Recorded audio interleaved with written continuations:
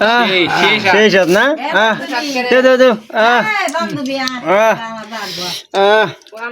সেই সাত সেই সাত নাইন ভাই আমার ইটটা আছে ঘা লাইতেছি রে দেখ ভাত টক রে ভাই দুনিয়া টক ভাইয়া এই যে আপনি কি আম গাছ উঠতেছেন তাহলে আজকে আম এই যে আম ভর্তা খাওয়া হবে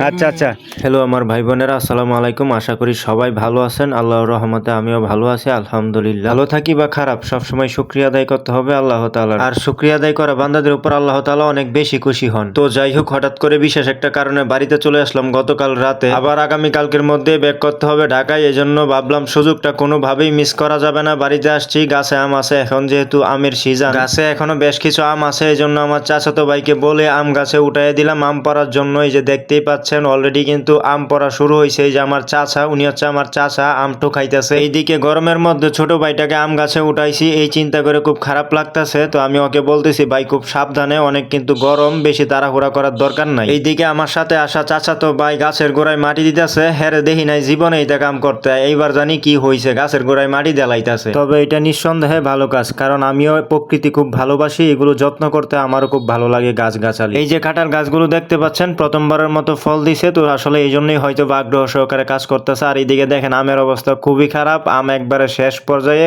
খুব কাহিল আমের অবস্থা আসলে আম একবারে শেষ পর্যায়ে আর পোলাপান আছে বাড়িতে এগুলোই বাইরে বাইরে খায়া ফেলায় ছোট ভাই দেখেন কিছু আম পারছে কষ্ট করে পাতার মাঝখান দেখে দেখে দেখেন আমের পরিস্থিতি কি আমের এই দশা দেখে আমি কইলাম না ভাই এই আম দিয়ে কাম হইতো না চল অন্য ব্যবস্থা করতে হইব তারপর আর কি করার যেহেতু আমাদের কাছে আম নাই যে আমগুলা পারছি এগুলাতে ভর্তা হবে না মানুষ অনেক বেশি পরে চলে আসলাম আমাদের পাশের এক বাড়িতে সেখানে আমার এক দাদাকে বইলা বেশ কিছু আম পাড়ার চেষ্টা করতেছি ওনাদের আম গাছে কিন্তু এখনো ভালো পরিমাণে আম আছে তো আসার পরে দেখলাম সবার আগে আমার নজর চলে গেল এই যে দেখতে পাচ্ছেন একটা পাকা আম দেখা যায় সবার উপরের ডালটার মধ্যে এই যে দেখতে পাচ্ছেন আম পাড়া শুরু করছি ওরা কিন্তু আম ঠুকাচ্ছে আর আমি মনে করেন গাছের উপরে বসে অবস্থা টাইট কারণ আমার চাচাতো ভাই সেটা অন্য কাজে ব্যস্ত হয়ে গেছে গাছে ওঠার মতো কেউ নাই আমার কিন্তু গাছে ওঠা টোটালি নিষেধ তারপরেও যেহেতু আম ভর্তা খাবো নিয়ত করছি সেজন্য আলহামদুলিল্লাহ অবশেষে কষ্টের পরে হইলেও কিন্তু সফল হয়েছি আমগুলা নিয়ে আসতে পারছি আর এটাই হলো সেই পাকা আম যেটা সবার আগে আমার নজরে আসছিল অনেক মিষ্টি ছিল আলহামদুলিল্লাহ আর এইদিকে কিন্তু আমের ভর্তার প্রসেসিং চলতেছে অলরেডি আর আজকে সিদ্ধান্ত নিছি চিনি দিয়ে ভর্তা বানাবো না একদম টক ভর্তা বানাবো এই যে দেখতে পাচ্ছেন একদম শুকনো মরিচ পুইরে